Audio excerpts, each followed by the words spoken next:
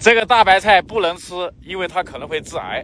大家好，今天是2026年的8月23号，居然有人直接给大白菜蘸甲醛溶液保鲜，真的太离谱了。只是为了让大白菜长途运输不烂，卖相更好。最新消息是，公安部门已经对相关人员车辆依法采取强制措施，紧急追溯涉事白菜流向。这起事件是怎么被发现的呢？普通人怎么区分你买到的白菜是不是甲醛白菜呢？请看视频。博主曝光大白菜装车之前，竟然要先放进甲醛溶液里蘸一下。工人把一颗颗白菜放进盆里蘸完，再整整齐齐装上发往外地的大货车。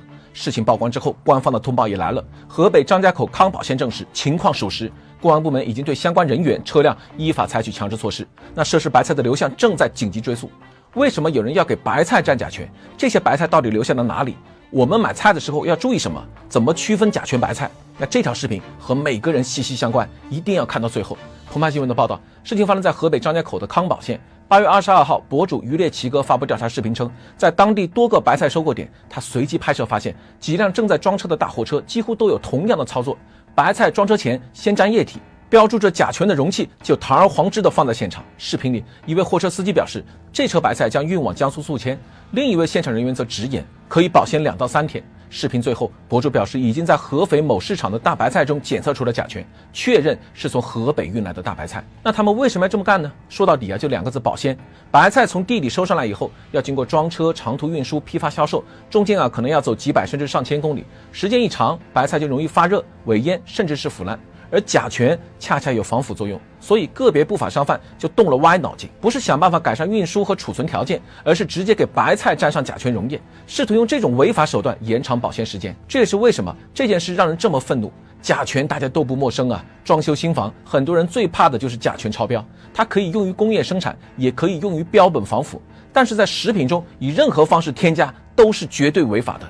我国食品安全法以及农产品质量安全法中明确规定，甲醛不得作为食品用加工剂生产、经营和使用。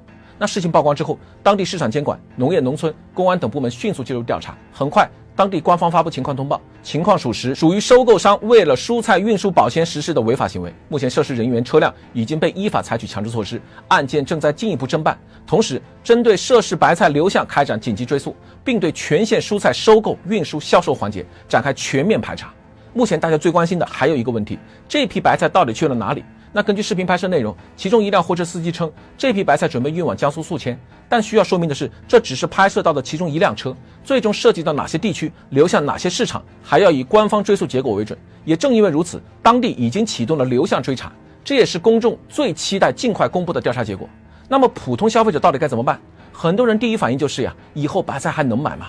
这几点一定要特别注意。首先因为甲醛是一种容易挥发的物质，所以购买之前一定要看有没有异常刺激的气味，要闻一下。正常的白菜闻起来只有淡淡的菜香和泥土味，如果闻到明显刺鼻、呛鼻，类似装修材料一样的刺激性味道，这种白菜一定不要买。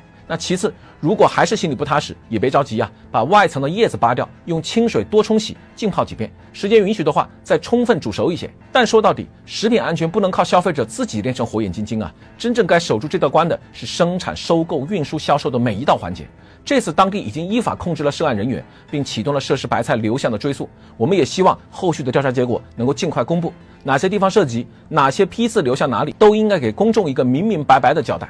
白菜是千家万户餐桌上最普通的一道菜，关乎每个人的健康。希望这次不仅查清这一批白菜，更要顺着这条线把整个违法链条查到底，让违法者付出代价，让老百姓买得放心，吃得安心，这才是大家最期待看到的。前有福建漳州炮药杨梅，导致大家集体抵制杨梅，果农损失惨重；后有河北张家界甲醛白菜，不禁有人要问了，为什么食品安全问题总是进了又来呢？因为食品安全本质上不是一个单纯的道德问题，而是一个利益分配问题。把供应链拆开来看，农户到收购商，接着是运输到批发市场，然后是零售，最后到消费者，每一个环节都在计算成本。如果合规冷链贵，消耗高，检测成本高，违法检测概率低，违法利润高，被抓以后成本又不够高，那么就会产生一个非常现实的结果，守规矩的人反而吃亏，这才是最危险的。因为最后可能会出现好商家因为成本高赚不到钱，坏商家因为违法成本低反而赚钱。一旦形成这种逆向激励，食品安全就会越来越难治理。最后，我认为这次事件最值得记住的不是甲醛白菜4个字，而是下面这句话：食品安全最大的风险从来不是某一个坏人，而是一个坏行为在供应链里面变成大家都这么干。如果最终调查发现只是个别收购商个人违法，那么应该依法严惩。但如果调查发现多人参与长期存在，行业默许，供应链渠道稳定，监管长期没有发现，甚至已经形成所谓的潜规则，那这个事件的性质就完全不同了。